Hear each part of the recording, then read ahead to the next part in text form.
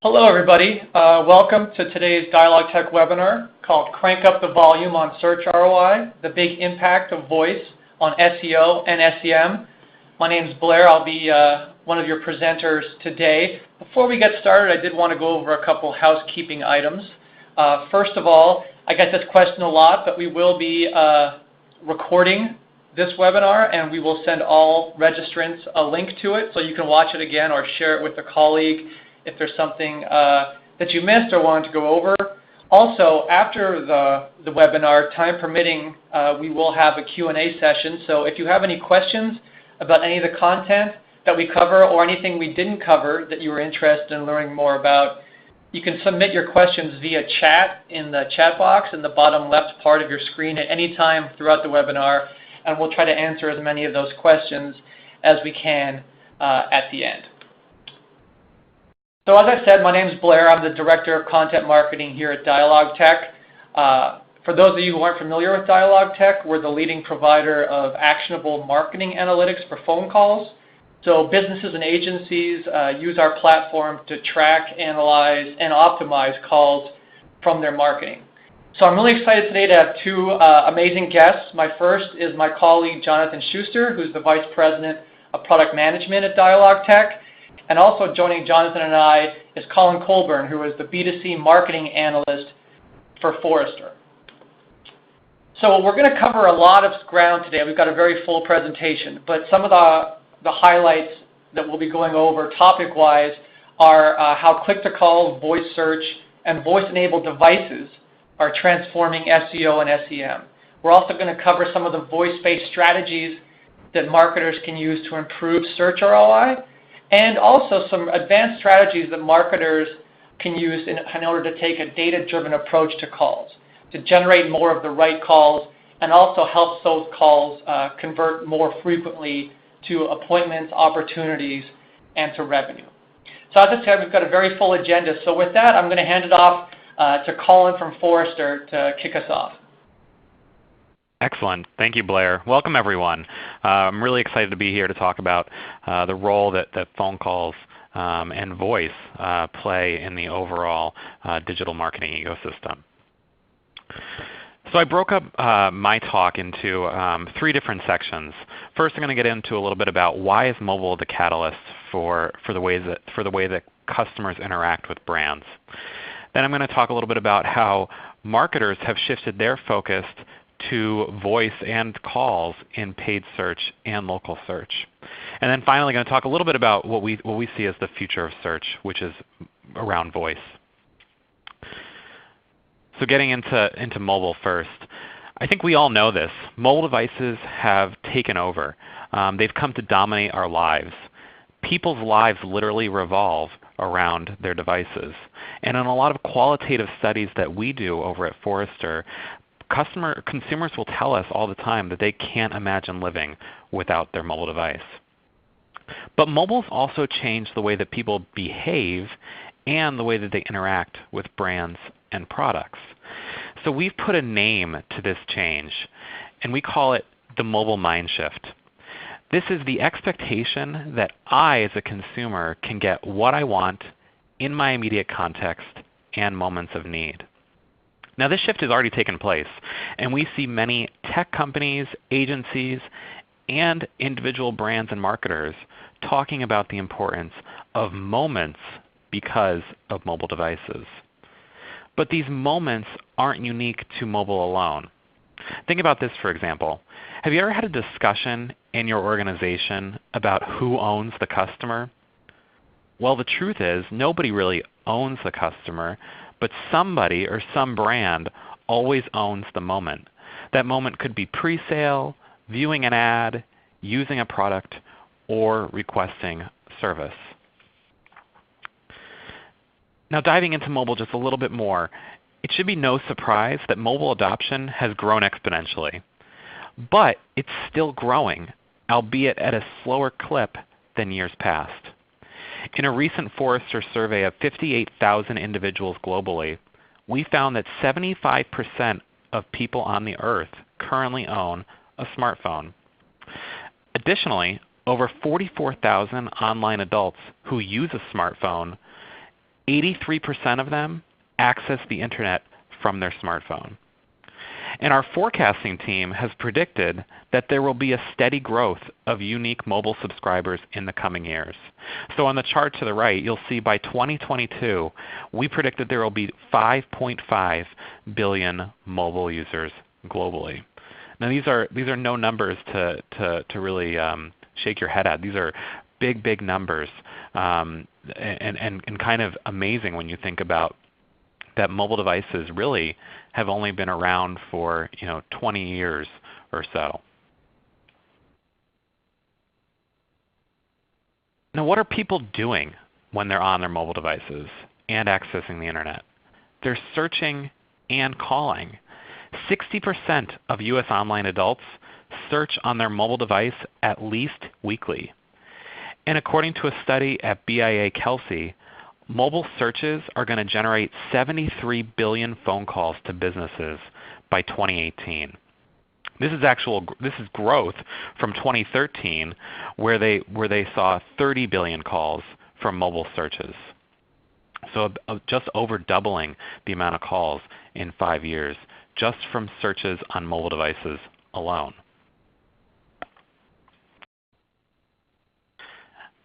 And the thing is, when people are calling, they're not exactly your typical customer that calls anymore. Customers are empowered. They're in control of the situation, and they know it. They also have a sense of entitlement that goes along with that empowerment. Customers today believe that they are entitled to something from a brand interaction. And customers are also more informed than ever because of digital. They have likely done their research about whatever they're calling about, and what they're calling about is probably something where they might need more information or are not able to do what they want to do through digital means. And it's at that same intersection between research and calling where customers will do a purchase or ask for further service. All of this culminates in that customers want you to know where they are. Customers expect when they call into a business, whether it's a call center or a location, they have this expectation that you're going to know where they are within their journey with you.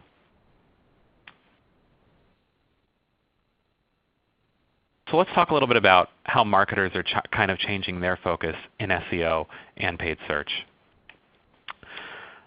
First, I want to start out very broadly speaking. This is our latest forecast on overall digital marketing spend.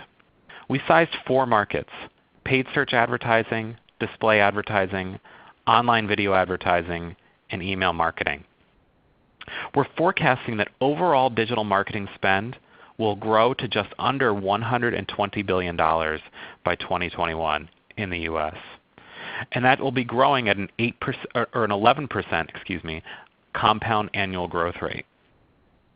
For search specifically, we're forecasting an 8% compound annual growth rate, and search is going to make up just under half of all digital marketing spend in 2021. And surprise, most of the growth in search is coming from mobile paid search. Another big trend that I want to talk to you about is something that we saw firsthand in paid search last year. It's getting a lot more competitive. So if you actually think back to 2016 and something big that came out with Google was that they got rid of the right-hand rail ads. So what we did is we applied our paid search user experience review to 175 paid search ads to see how usable or how good of a user experience were these ads for the average customer. And we evaluated the 175 paid search ads across 6 different industries, from CPG to consumer technology to financial services and everything in between. When we applied this review, our results show that paid search ads are improving. In fact, 58% of the ads that we reviewed passed our evaluation, which is the highest pass rate we have ever seen in over 15 years of doing this study. And we found that marketers were doing 2 things really well. They had more quality calls to action, and they had better keyword presence in their ads. I'm going to show you a few examples just to illustrate this. Now this is something that we saw that was very much prevalent in the ads from last year's study. The most used quality call to action was click-to-call functionality. 49% of the ads we reviewed contained a specific call to action using ad extensions like click-to-call. Now this is a really good thing from a user experience or a user perspective because it gives more versatility and options to a searcher.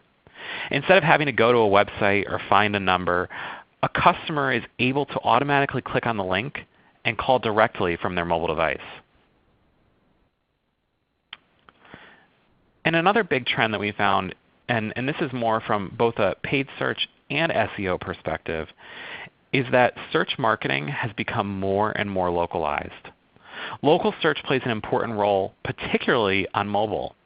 This can be simply noted in the screenshots here on the screen, where we looked at searches that were conducted recently on maps where there was ads or the 3-pack that was showing up within the natural search results.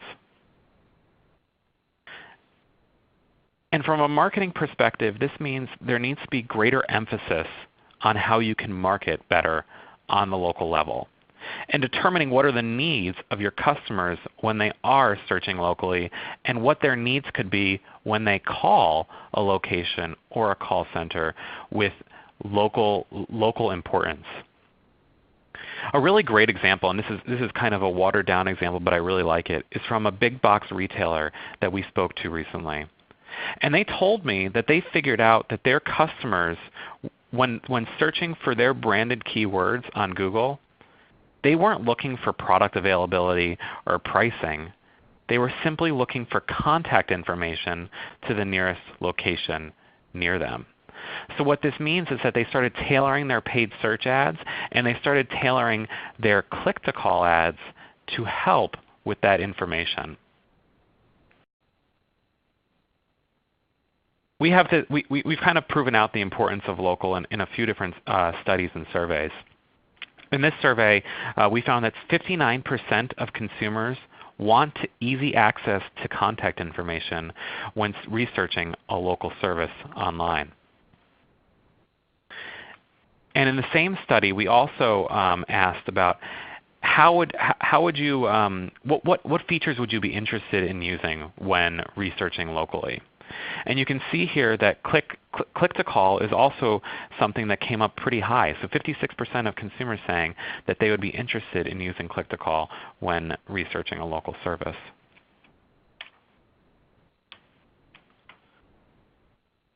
So the last thing I'm going to talk about is probably the hottest topic in search marketing today, around voice search. And I think the previous two sections with mobile and talking specifically about trends in search actually really kind of comes to a nice ending when it comes to looking forward and how search is going to change over time. I just wrapped up a piece of research on voice search and the impact it's going to have on search marketing going forward. So I'm going to introduce you to that piece of research, and it actually hasn't even gone live on Forrester.com. So this is a little bit of a pre-release piece of research. So based on the research, we found that voice searches today are largely command-based.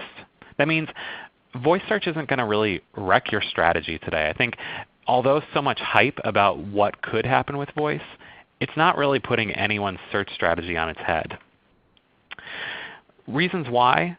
Customers are more likely to tell an intelligent agent like Google Now or Siri or Cortana or Alexa. They're more likely to tell them to play music than they are to ask a question.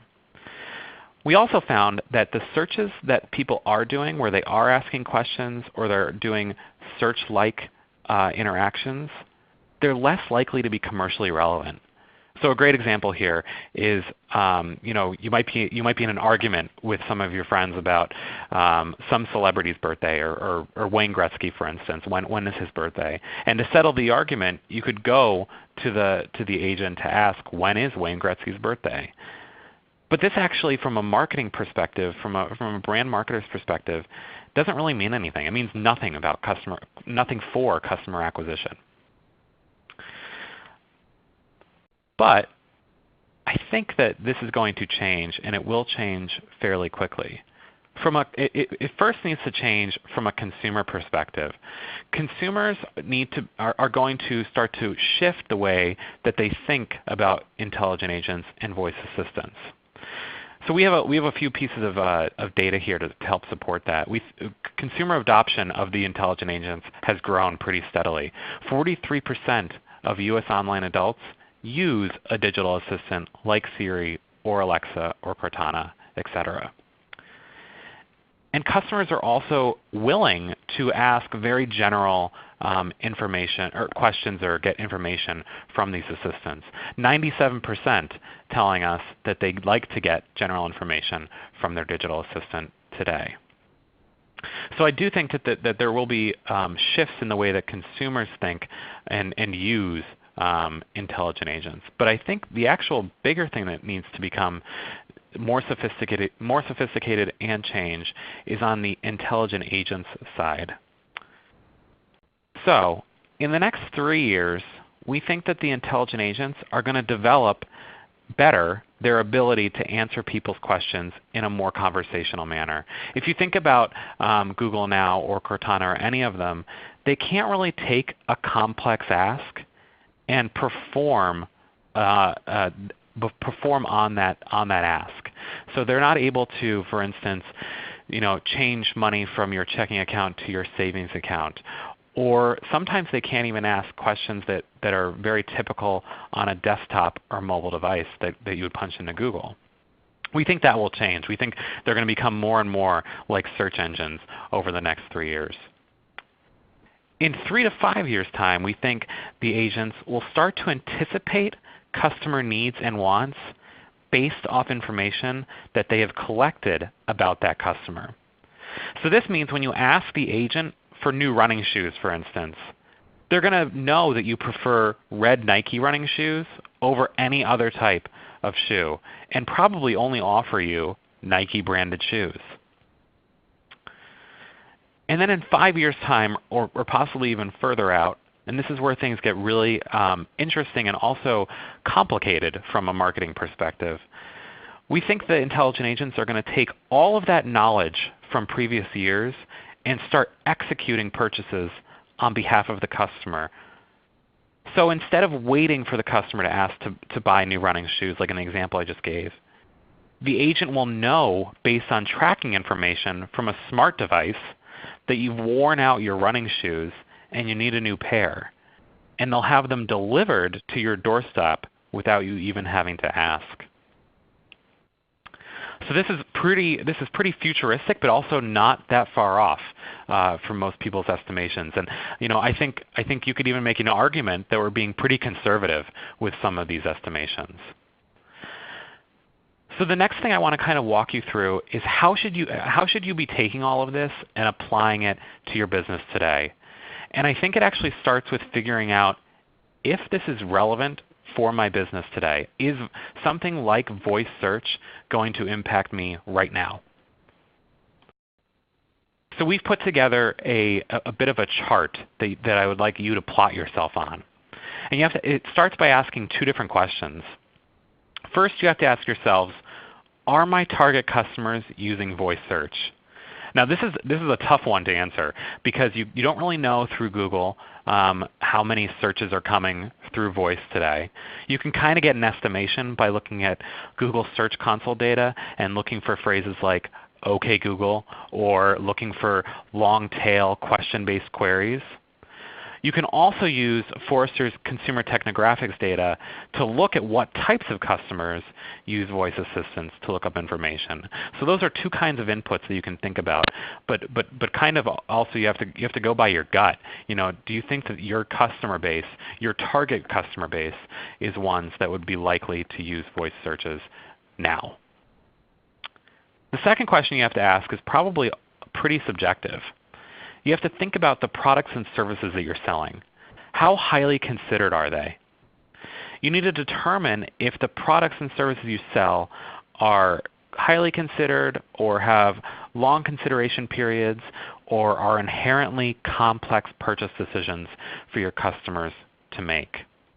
So think about things like home services like plumbers. That's a little bit of an immediate and almost not very highly considered need. You know that you just need it now. But you can also think about products where it's almost based on cost completely. If you're a CPG marketer that's selling products that are basically commoditized and customers are really only purchasing based on the cost, you'd assume that you'd fall further left on this particular axis. So depending on where you're going to plot yourself, you're going to fall into 4 different categories. And I'm going to highlight a couple things from each of these categories to talk about. So if you're in the upper left quadrant where customers are using voice search now and your products are not highly considered or not very difficult or complex purchases to make, your sense of urgency is high. This means you need to tap into search query reports from Google Console. You need to think about social listening data and how people are talking about your brand or your products through social listening. And you should also be tapping into call analytics insights to get a holistic understanding of the questions customers are asking. And I think what you need to do is take all of that information very holistically and start to think about what content can answer those questions. And it probably makes most sense for today for most of that content to live on your website. Now, if you're a marketer who's falling in the bottom left corner where you might not have customers that are using voice search today or they're likely to use them over a very long period of time, but not right now. But your products are also, like the immediate impact category, not very highly considered or very repeat purchases. This means that you have a little bit of time, but not very much before voice search has a bigger impact on your brand. So what's your to-do? I think the big thing here is to figure out how you can partner with your customer insights colleagues to understand your customers' likelihood to adopt voice search and for what purposes they're likely to use it. So this is a bit of an interesting question to answer, because what I've seen lots of marketing agencies do on behalf of their customers is looking from a very global perspective. So if you're a global multinational brand, there will be very, very big differences in the ways and how customers can use voice search in country to country, and that might actually be the best way to potentially start. Now, if you're in the top right quadrant of moderate impact in the long term, this means that you have customers that are using voice search, but you have complex or highly considered products, and you're also in a unique position because customers may start their very initial discovery process on an intelligent agent, but they're unlikely to buy through that agent. So I think what's really important to consider here is what are the how-to questions? What are the very early stage questions that people ask before they even figure out who your brand is? So almost thinking above brand awareness, how do people get aware of your brand? What questions are they asking to get to that point? And then figuring out how you can craft content, whether it's through how-to videos on YouTube or content that explains very, very upper funnel information that customers might need. And then finally, in the bottom right corner is brands that are going to fall into the little impact category. So these are companies that find themselves with customers that aren't really going to use or aren't likely to use voice search today, and their products may have a long timeline until purchase. So this doesn't necessarily mean you should ignore voice search in any way.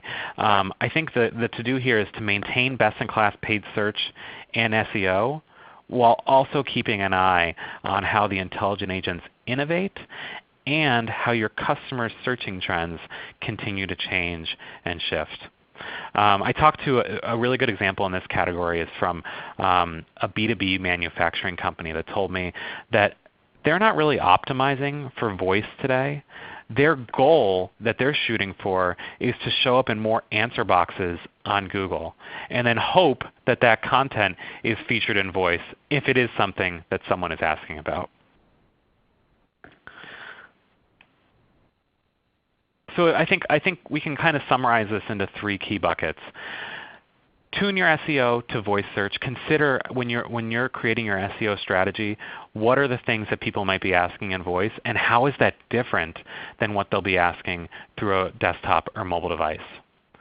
Second is to start thinking about discovery marketing. And this is something Forrester has talked about for quite a bit of time now. It's the idea that you should be actually elevating your search marketing to a discovery marketing strategy where you should be figuring out beyond just search engines, where are customers finding and looking for information that is relevant to my brand, my products, or my services.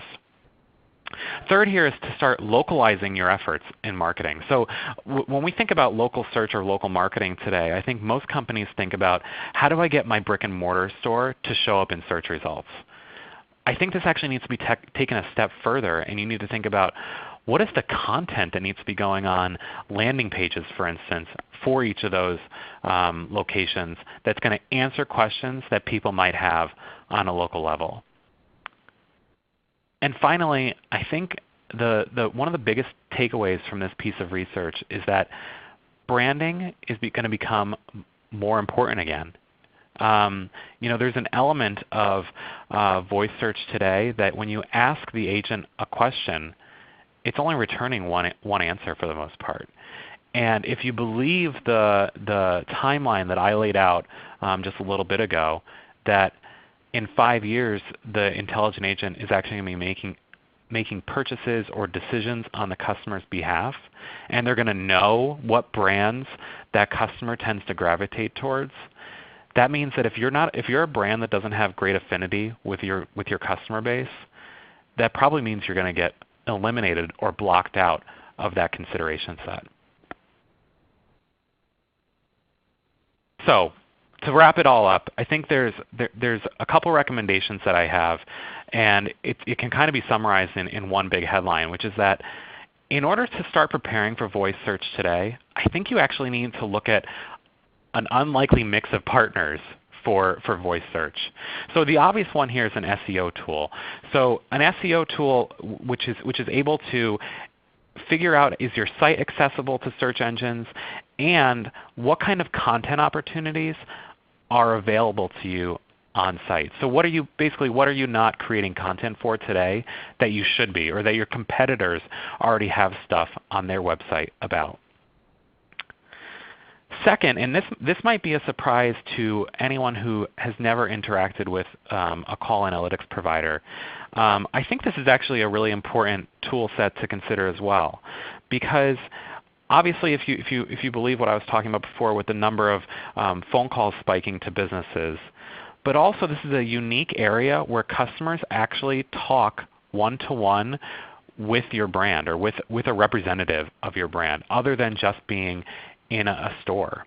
So you can kind of mine some of this information, mine some of this data that's coming in through your call center, and figure out what are the questions that people are asking when they have a purchase question or a customer service question, and how can we take that information and try and syndicate it to the intelligent agents or the voice activated assistants.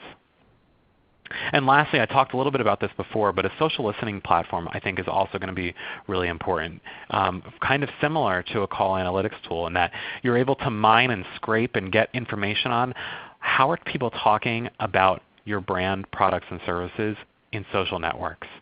So basically being able to take all of this information and creating a holistic view of how your customer and how your brand are talking about the same things, and then be able to figure out what is the type of content and the content formats that we need to be creating to answer these questions.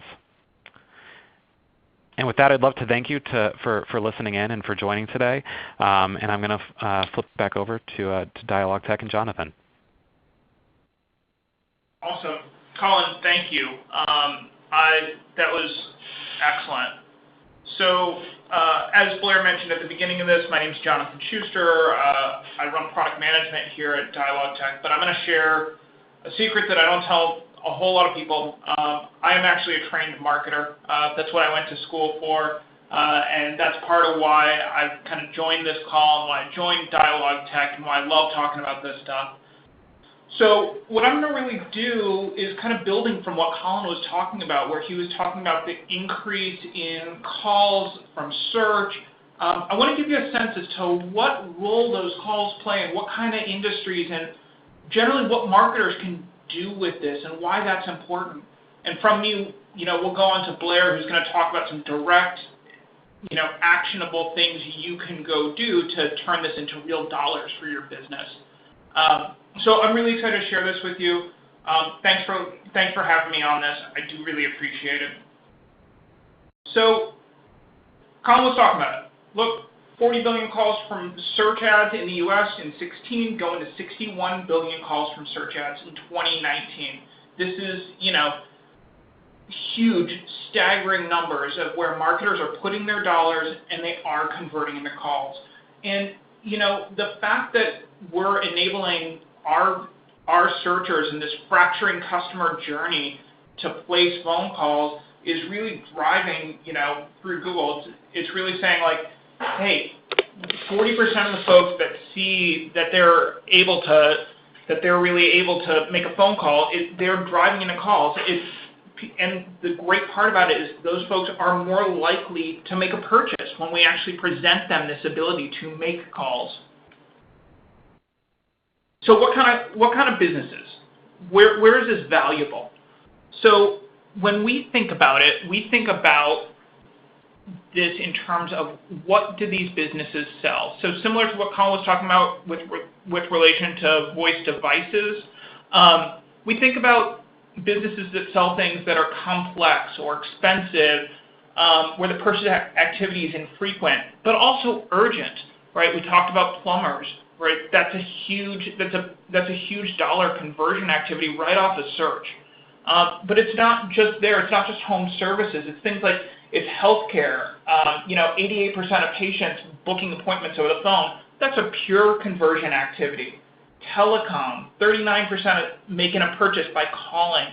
FinServ, 68%. These industries, they convert over the phone, and they're converting more and more, and as phone calls rise, they're going to continue to convert more and more. And here's the great part about these calls. Not only do they convert more and more, they convert to higher and higher revenue, 10 to 15x the revenue over web leads. Calls are going to influence $1 trillion of U.S. consumer spending this year. We talked about this changing customer journey of looking at multiple channels. When they call, they've self-selected into our funnels and they're ready to buy. They convert faster, right? It makes sense to us. They've done their research. They spend more because they've done the research, and now we can talk to them about the ancillary benefits that drive that rise in spending. And they retain better because they've self-selected into our entire funnel. They're buying our branding, they're buying the message, and they're buying our solutions. So let's talk about some of the data. Let's talk about how you actually make this up. $1 trillion of U.S. spending. Let's go really drive at what we can do with this. Let's drive at some of the data marketers can capture from these calls and how they get it and what to do with it. So here are some of the data that the best marketers capture from phone calls, right? The marketers who really have accepted that this is a major conversion channel for their business, here's the data that they use to make their best decisions, right? Sometimes it's just at the channel level. That's good enough. But for the best marketers, they're getting down to specific ads or keywords. They're understanding which pages of the website are driving these conversions and the value of those pages, right? It's not just that they converted from, the general product page. Maybe they converted from a build a product page. So, that's an inherently much higher value conversion page because the consumer is acting and showing us that they want to interact with us and with our products. But they don't just stop at this attribution piece. The attribution piece is critical for us as marketers to know what's working and what's not working.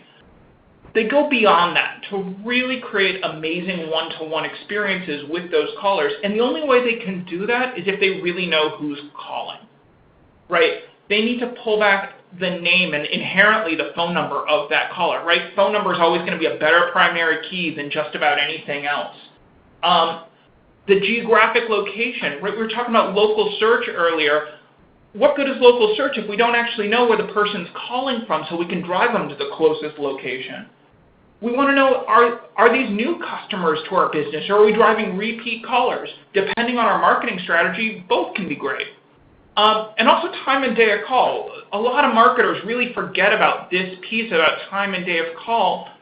Somebody's got to take these calls. We need to be communicating throughout our organizations as to how do we staff our organizations so that we can best respond to these high-intent calls. And then what do we do with it? Like, what do we understand from it? You know, were these great leads we were driving, or were we really paying a lot of money for paid search and we were driving calls around a recall of a product? That's going to have impact on what we do from a search side. You know, was there actual conversion activity, whatever that conversion may be? For some of the customers we see, that's setting an appointment. That's a great conversion activity. For some of the customers we see, for example, if we were looking at plumbing, that's more than setting an appointment. That's, you know, give me a credit card. Let's turn this into dollars right now. And let's apply some value to this call. So, you know, as search marketers, we're all familiar with AdWords. We can apply revenue to any of these conversions. We can do the same thing with calls. So the best marketers, the point of this, is they look holistically at the data at their hands, and they're really looking at that customer journey from attribution all the way through what they said on the call and piecing it together to create amazing journeys that have high ROI to them. So how do marketers get this? Sorry, I got to be a little bit of a shill, right? They get it from call tracking solutions, but this goes by a lot of different names. Call tracking is one that's probably the oldest in the book. Call attribution, that's a phrase I was just using heavily. I love that phrase, attribution. Call analytics, you'll see that a lot, and we're going to talk a lot about that today. You know, when I think about this, I think mostly in terms of the analytics of, it's not just that we applied it to a source or we said, you know, which channel is working. We really went further and we said, okay, let's understand the value all the way through, and that's really what analytics is getting us to. But the key here is that what we're getting out of this has to be actionable, right? It's no good if we just created a data silo for ourselves. We got enough data silos in our businesses. You know, and we really need to put the tools in the hands of marketers and give the best marketers this capability to work with partners to analyze the data, but also to do the analysis themselves. So the best marketers take this stuff and they do the analysis themselves inside of, you know, platforms like ours, but really when they want to activate this data, especially for search marketers and for optimization-focused marketers, they're shifting this data out to other platforms. You know, they're pushing it towards their bid management platform so that you can actually alter bids and see calls just like you would clicks in those platforms. Their conversion, but remember, they're converting at 10 to 15x the rate in terms of dollar value. So maybe a call conversion for your business is worth significantly more than just basic click-through activity. They use that data, again, for optimization, and not just bid optimization, but they're looking at website optimization. If they're collecting the data on which pages convert and which multivariate tests work, they can feed that back in to drive more of those really good calls. And also, they bring it through to their CRMs, right? Let's look at what turns into revenue. We can look at the voice analytics on the call on a platform like DialogTech, but we can also look all the way downstream, especially for long customer journeys. We can look back to CRM, right? We've got this caller ID. It's a great primary key to go off of. So we can look all the way downstream. So with that, I want to pass it off to Blair, who's going to give some really actionable ways to deal with this. So thanks, Jonathan. We talked about some of the data you're capturing around phone calls. So think about some of the strategies you use in your digital advertising targeting for paid search, for example. Many of us do retargeting when somebody visits our website. You know, we might want to bid more for them, maybe use more general. If that person comes back and searches a more general keyword, I might want to pay more to make sure my ad shows up because the fact that they visited my site already means that they're probably a pretty good lead for me. You can also use call data and people who have called your business before and target those people specifically on paid search or other digital advertising platforms. So here's an example I like to use because it's one that worked on me when I got married. I ended up going to a sandals, and when I was researching honeymoon destinations, I saw that banner ad. I called Sandals to get some more information, but I didn't make a purchase because obviously I have to talk to my wife first before I make that kind of a decision. But later on, when I did a search overall for Grenada resorts, you know, the Sandals ad shows up. They got an offer there for me. I called directly from that ad and became a customer of theirs. So I would assume that if they had bid on me for, they knew I called them before, they could have bid more for my to get their ad shown directly in front of me because my call was indicative of a quality lead. Now that's for somebody who's already called you before. You can actually show specific ads and have specific bidding strategies. But you can also now, with AdWords, build similar audiences of people who've called you before and become customers. So this is a way, if you think that there are people who you know have called you before and become customers, if someone with similar characteristics who probably has not engaged with you in the past runs a search, you can make sure your ad is front and center at the top for them by bidding more, and also providing an ad language and experience that incentivizes them to call because you know these people match the profiles of people who have called your business in the past. It's a great way to extend the reach of your digital advertising and get the right ad in front of a whole new audience likely to call you and become a customer. So you can also use call data as exclusions. So perhaps someone's called you before, maybe they called you from your careers page. That's not a lead you want to spend money, marketing budget to advertise to again. Maybe they're a current customer. So for example, if they're calling for support, you know, as a marketer, you don't want to spend your ad dollars to try to generate that type of call. They can find you just as easily through organic. Let them find you there and not by clicking on one of your ads.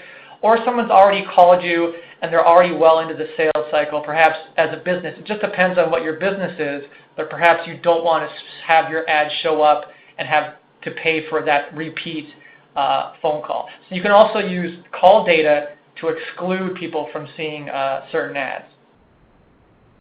And now, with all the data that Jonathan talked about, you're integrating that data into all the platforms you use for digital marketing. You're doing the right types of targeting. You've got all the data you need in order to optimize your ad spend, your targeting, your website experiences for what's not just driving the best calls and clicks, but the most customers.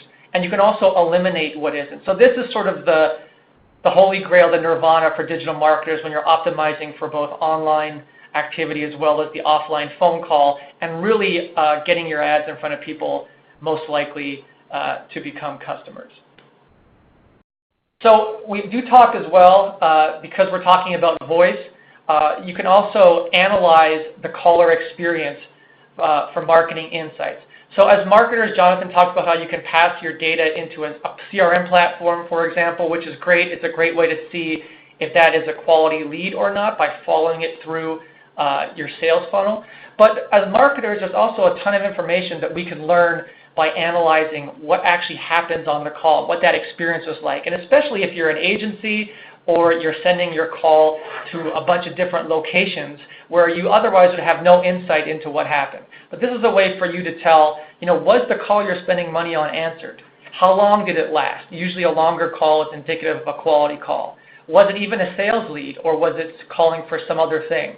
What products, if you offer multiple products, what products are they specifically calling about?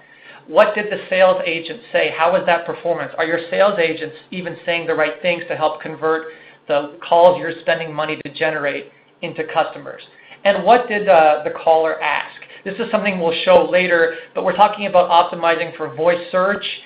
People who are speaking into the phone usually speak conversationally, asking questions. If you can know what questions callers are asking on your calls, you can use that data to optimize your SEO, and I'm going to show you an example about that in a second. And ultimately, did the caller convert? That's always the question marketers should know. Was it a quality call? Did it convert? Is it something you should spend money on to generate more of? Now, there are really two ways that marketers can get some of this data. The first is through AI, artificial intelligence, machine learning. You can actually, if you're generating tons of calls like our customer here, Comfort Keepers, they've got a small marketing team, but they're generating thousands of calls to 450 plus franchisees.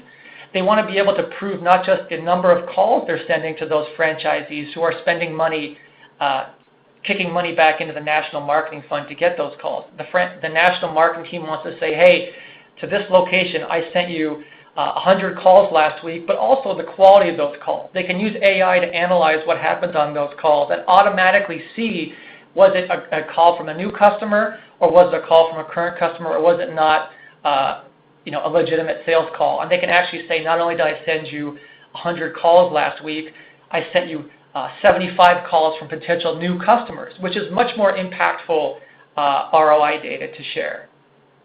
You can also use conversation analytics technology to get some of this information yourself. So I'm going to show you a couple examples of what this looks like walking through a scenario. So this is this is an example from DialogTech's conversation analytics technology. But as marketers, let's say you're generating several thousand calls a month or even 100,000 calls a month. We have customers who generate literally millions of calls a year. As marketers, you can't go in and listen to all the recordings or read the transcriptions of those calls. You just don't have the bandwidth to do that. So how do you get insight into what's happening? You can actually run searches through all of your calls, recordings, and transcriptions and find a filtered list that you can actually dig into. And I'll show you what that looks like. So for example, if you want to see all the calls that went to a specific location, you can do that. Or all the calls that were generated from SEO, or from paid search, or from specific keywords even. You can see every call that you generated that did that, or calls based on time of day, or how long the call lasts, or even the words that were spoken on a call. You can actually type in, I want to see every call where the word appointment, or the word demo, or the word purchase was said, and you can then see a list, as you can see here, of all your calls. You can then see a list of every call that fits that criteria and get some high-level insight right away as to what generated the call, how long the call lasted, was it a quality call, and if you want to, you can actually drill in, as you can see here, to each call that you want to investigate further and see the recording of the call, see the actual transcription of the call, and get answers to some really important questions, like what did the agent say? Did they say the right things? Did the caller mention important keywords that you might want to add to your keyword optimization strategy in both SEO and SEM? And what questions did the caller ask? So here's an example of one of our customers from DialogTech. This is Central Restaurant Products. They are a leading distributor of food service equipment, and while they are they have an e-commerce site where you can buy this equipment online. For higher value orders, the ones that bring in the most revenue, people want to call and talk to a rep at Central before they go ahead and make that big purchase. So they use DialogTech to capture all that analytics data that Jonathan talked about, as well as what's happening on the conversations. So what they do, which is really interesting and has great implications for optimizing for voice search, is they can say, okay, I got a call that came for this product. I can go in and look at what questions that each caller asked about this product, and I can make sure that all the text in my web page that describes that product answers those questions. So if someone runs a voice search for that question, it will pop up and you'll be front and center because you've got that information answered on your web page.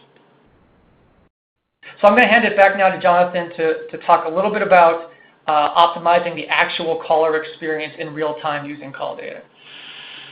Thanks so much, Blair. So, that caller experience, it really, really impacts marketing ROI. So I mentioned before creating amazing one-to-one caller experiences. This should be a surprise to nobody on this call or anybody who's called some of the more challenging organizations that we all know about. callers want to have positive on-call experiences. They want someone to answer the call. They want to wait very, very short amounts of time to talk to somebody. But here's the thing. We're spending a lot of money on branding, and we're trying to drive these amazing brand experiences. One bad call can lose a customer for good. We're only as good as brands with our most recent caller experience. So the key here, though, is, we know we should treat for better caller experience. So what do we do with that? Like, how do we actually use those insights to make those amazing experiences? We start by asking some questions. The best marketers are really asking questions about this stuff. The best marketers realize that not every customer needs the same treatment for a routing solution. So let's use the information we know about them. Time of day is a simple one. Let's only send them to places where somebody can answer the call, right? These are people that are raising their hands. They want to talk to our brand. They want to talk to our salespeople. They're ready to buy. Let's deliver them to somebody who wants to talk to them. For customers who might not be as high in the funnel for us or as high priority, let's put them through a qualifying IVR. It stands for interactive voice response. It's the press 1 for this, press 2 for that. Let's collect some data, and when we have that data, let's not drop that data on the floor. Let's actually do something with it to get that caller to a person who can actually help them. Let's use the caller's history. Are they a known caller to us? If they are, let's treat them like they're a known caller. Nothing drives a caller more insane than having to repeat things like, here's my phone number. You should already know my phone number. I'm calling you. And the best marketers, they prioritize calls from the best channels and keywords, right? We spend money on search. We spend money on SEO. We should know what our best channels are and which are our most valuable. We prioritize them the right way. So high dollar keywords, let's get them to the people who can help them the fastest. And we can't stop there. If we want to create amazing one-to-one conversations, we arm our salespeople in real time with the data that we have about the caller, right? We picked up their caller ID. We picked up their sales data from our CRM. We know the keyword. We know the channel. Let's tell the salesperson so they can actually have a meaningful conversation that doesn't start from, who are you and what are you calling about? These folks want to have conversations with them. Let's have good ones. So we're going to wrap up before the Q&A with a very quick customer success story, a customer of ours, Sylvan Learning. If you're not familiar with Sylvan, they're one of the leading test prep tutoring firms in North America. They've got nearly 800 locations, and they spend most of their national budget on digital advertising. So 6 years ago, they were seeing about calls versus web leads, what the conversions were. It was a mix. It was about 50-50. But now they're seeing 75% of their conversions are actually coming in through the phone, via phone call. So that's a real testament to the power that Jonathan mentioned earlier and Collin touched on as well with the mobile revolution where people are engaging with your ads on smartphones and calling. But the problem was, of course, they didn't have any insight into or analytics data behind what was driving those phone calls. And you can see the quote, they had a huge blind spot. They didn't know where 75% of their leads were coming from. So really quickly, what they did was, some of the strategies that Jonathan and I touched on, they started measuring the channels, keywords, and web pages that were driving calls. And then they were passing that data into some of their other platforms they were already using to optimize marketing performance, like Google Analytics. They could then see what both clicks and calls together in reports. They're passing the data into DoubleClick so they can optimize their paid search campaigns automatically for which keywords are driving the best calls and clicks. And then, of course, Optimizely, they're passing their call data so they can do A/B testing to find which landing pages were driving, variations were driving the best calls. And you can see, using that, they got some really great ROI data. Last year, they increased leads overall by 44% while decreasing cost per lead by 12% from paid search. And really, that's the name of the game. It's increasing quality leads while decreasing your costs. And really quickly, you can see an example of the conversation analytics piece. Basically, we're talking about a national marketing team sending calls to 800 or so locations. Now, the national marketing team, let's say they're located in Seattle, they can pull up a list of every call they sent to a specific location if they're finding that location is not performing as well as others, and they can say, hey, are they even answering the calls? Are more calls than normal going to voicemail? Are those people answering the calls mentioning the national offers that we're trying to have our franchisees or locations promote to drive business? Are we even sending them good calls, or do we need to change something ourselves to make sure the calls we're sending are quality? And once they get that data, they can then have a real meaningful conversation with that location that can impact ROI and impact customer acquisition. So with that, thank you. If you're interested in getting a demo of any of the conversation, call tracking analytics, or call routing pieces that we talked about, please visit the DialogTech website. We'd be happy to talk to you, give us a call, or request a demo, and we'll give you a personal walkthrough of our platform. So with that, I know we're running out of time, but we do have a bunch of questions. Collin, I'd love to bring you back and ask you a couple to get us started. So just going down the list here, there is a question about voice search. If your customers are using voice, what's the best way to know if your customers are using voice search? So Collin, is there any technology yet, or are you hearing of anything that can let somebody know when they contacted you that search, or when they visited your website or contacted you, that search came from voice? Yeah, so the unfortunate answer is no. There's really no conclusive, clear way to know if a voice search is happening and with what volume and what keywords are they happening with. The two recommendations I have are to look into Google Search Console, which is part of the old Google Webmaster Tools capabilities, to be able to see, okay, what across all of these different keywords, which ones are have any phrases like "Okay Google" or are particularly long or have questions, to kind of just give you an idea of what kinds of questions people might be asking through voice. Still doesn't really help you answer the volume question. I think the second recommendation I have, and this is a little self-promotional, but I really do think we have really good data on this at Forrester. Our consumer technographics data actually asks questions about to consumers. How do you use your digital assistant? Do you use it to ask questions? Do you use it to look up information? And then we can cut that data by different verticals, different interests, different demographic information, to kind of get a sense of what kinds of customers are asking this. Just to give you a sense of stuff that I've looked at, but just by cutting the data myself, very interesting to see when we ask customers, are you willing to look up information or use your voice assistant as a search engine, it doesn't skew as young as you would think it would. So I think there's kind of this false perception that, maybe not totally false, but there's this perception that younger people or like millennials are the most common to do a voice search. It's actually not true.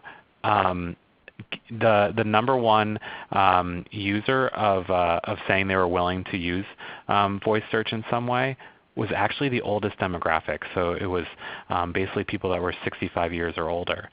Reason being, it's actually an easier way for them to connect with digital technology. So the golden age group of consumers that we look at has traditionally been the least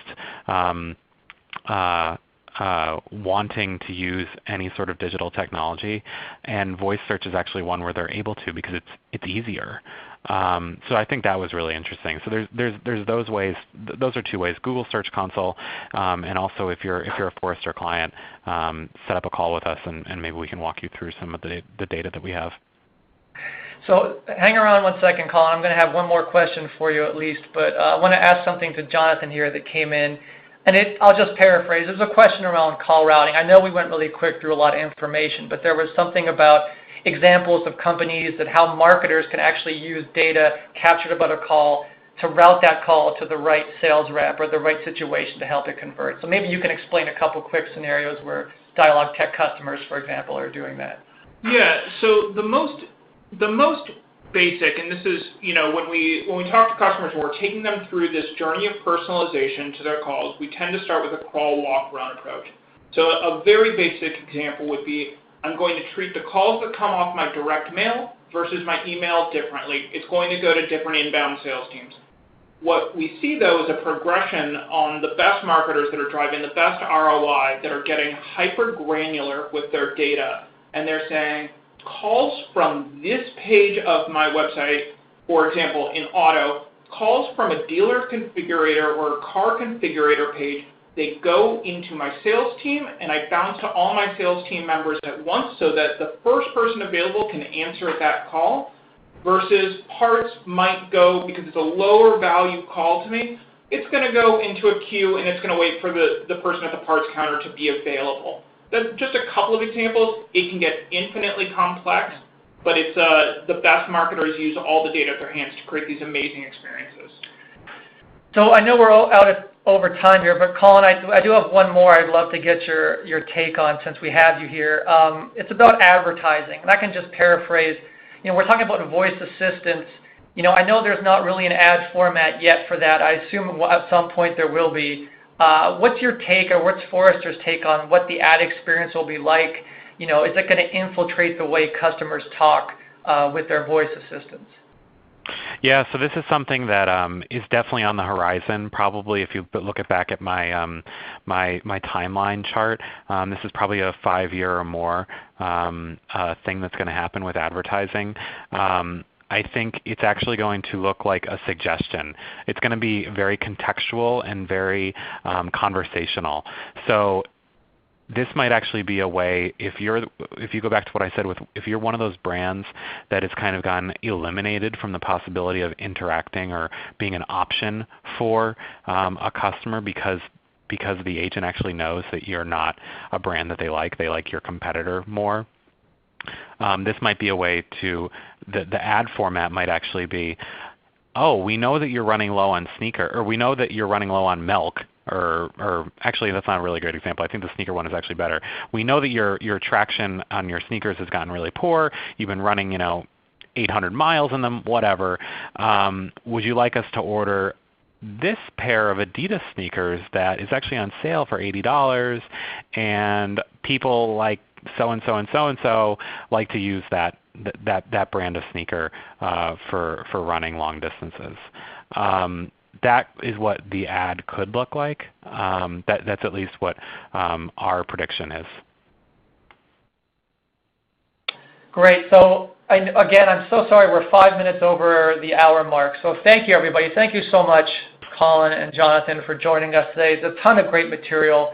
I know it was a lot to digest, so look out for that recording to the webinar if you want to go over it again. Any questions we didn't get time to answer, we can follow up through email. You can give us a call, and we can answer. DialogTech can help answer those directly. But again, for Collin at Forrester and for Jonathan and myself at DialogTech, thank you, everybody, and we'll see you on the next one. Thank you, everyone.